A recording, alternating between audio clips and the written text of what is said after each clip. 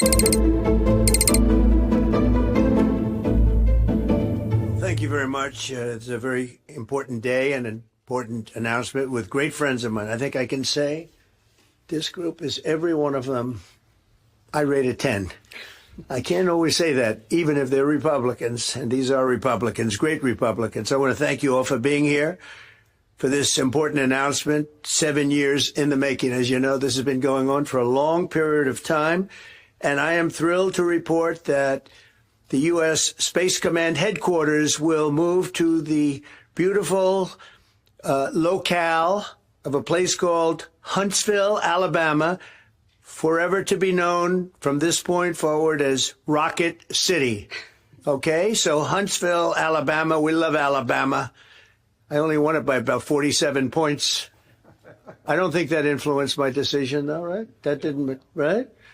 But we had a lot of competition for this, and Alabama's getting it, Huntsville in particular. So congratulations, everybody. Katie, congratulations. Okay, we just got out of the Oval Office. President Trump making an announcement with some fellow legislators from Alabama that they are officially moving Space Command from Colorado Springs to Huntsville, Alabama. Big economic impact on that area, citing reasons that it just logistically makes sense. It also will be the home of that big, golden, beautiful dome that President Trump often talks about. Now, there's always so much action here along Pebble Beach.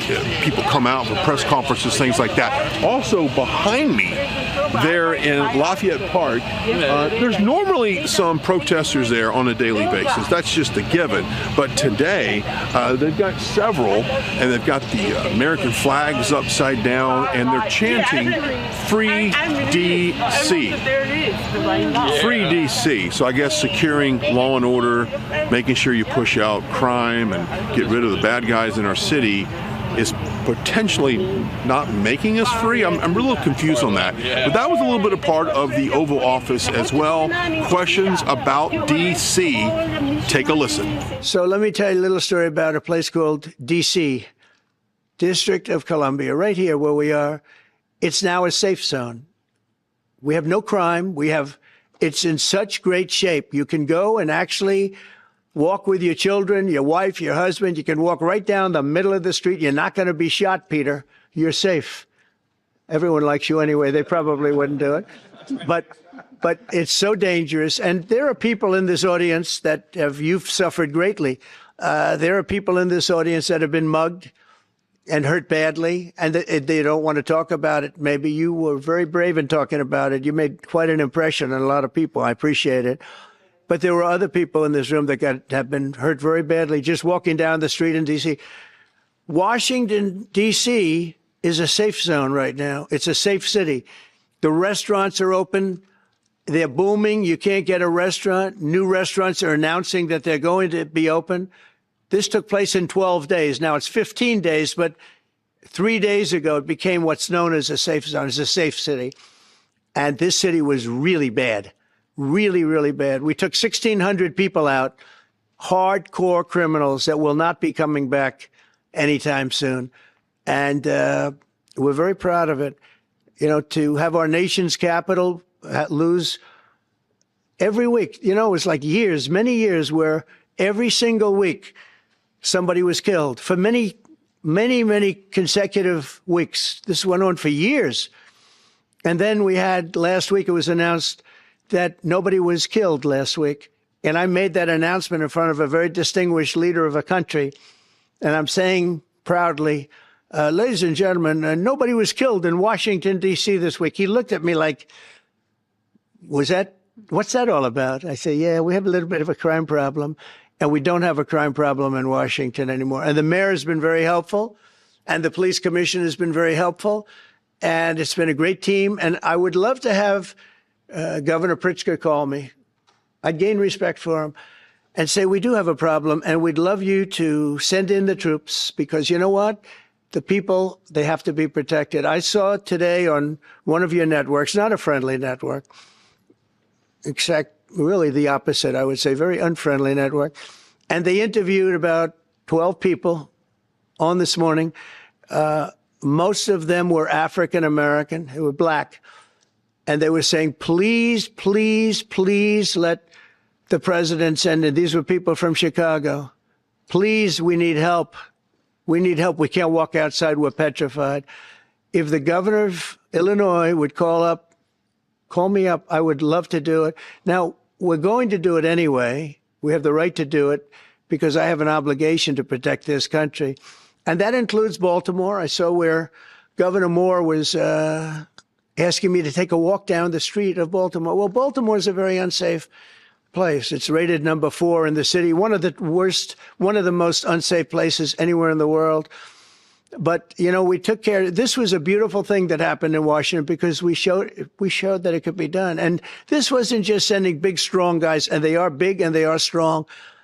You know, we had a great decision from the Supreme Court that had to do with sort of talent. It had to do with you are put down based on merit. You can hire based on merit.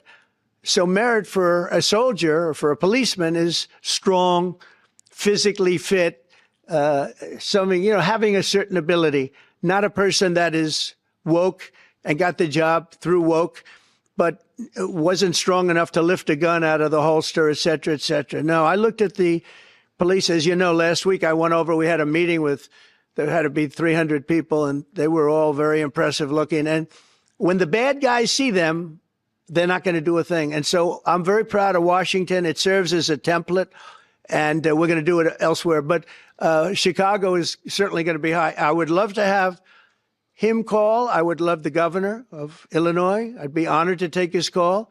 All he has to do is say, sir, we need help. It's out of control. And everyone knows it is. He's not kidding anyone. I would love to have, I would say, Governor Moore call, because I watched him over the weekend trying to explain that Baltimore, what they need is housing. No, they don't need housing. They need to get rid of the criminals. These are hardcore criminals. You know, we took many people off the streets of Washington, D.C. They're hardcore. They're not going to be good. In 10 years, in 20 years, in 2 years, they're going to be criminals. They were born to be criminals, frankly. They were born to be criminals, and they're tough and mean, and they'll cut your throat, and they won't even think about it the next day. They won't even remember that they did it. And we're not going to have those people. Washington, D.C. is now a safe zone. It's a safe place. And you can walk, Katie, you can walk right down the street with, by the way, one of the biggest human beings I've ever seen, which is her husband. He was a football player for like 11 years in the NFL. He's a big person. But big doesn't mean anything when they have guns and when they have knives and everything else that they have, right?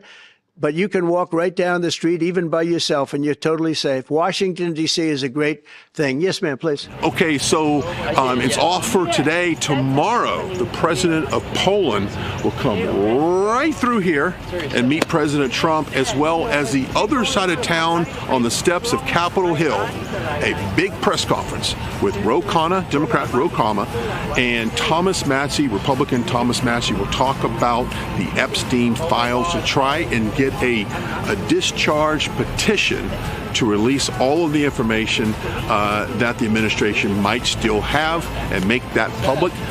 That presser is going down tomorrow, so it's going to be very, very interesting. We'll be right back with more Say